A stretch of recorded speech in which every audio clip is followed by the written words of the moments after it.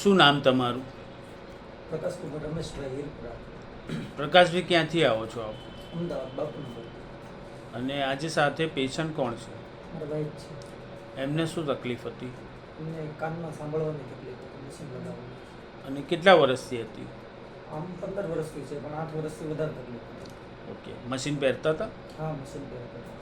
તો આટલા વર્ષોમાં તમે કેટલા ડૉક્ટર પાસે ગયા હશો? 8 થી 10 ડૉક્ટરો મળે. બરાબર. તો એમાં તમને કોઈ રિઝલ્ટ કે એવું કંઈ દેખાયું હતું? ના, મશીન સિવાય કોઈ વિકલ્પ નહોતો. બરાબર. આજે તમને તમારા વાઈફનું રિઝલ્ટ કેવું લાગ્યું?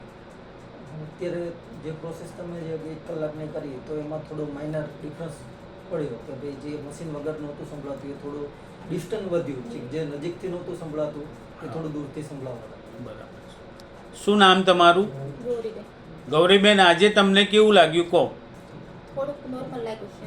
સારું લાગ્યું? હા હા. પૈસા તો નહીં લીધા ને મેં? હે? પહેલા નથી લીધા, ના ના ના. રિઝલ્ટ બતાવી પછી લીધા. હવે તમારા વાઈફ જેવી તકલીફ ઇન્ડિયામાં અને ગુજરાતમાં ઘણા વ્યક્તિઓને છે, તો એમના માટે કોઈ એડવાઇસ કરશો ખરા? તો ભાઈ દવા લેવી જોઈએ અને રિસ્પોન્સ મળશે. વિશ્વાસ કરવો જોઈએ અમારા ઉપર? વિશ્વાસ કરવો જોઈએ કે ભાઈ દવા લેવી જોઈએ એકવાર. બરાબર. હા. ચલો, થેન્ક યુ સર.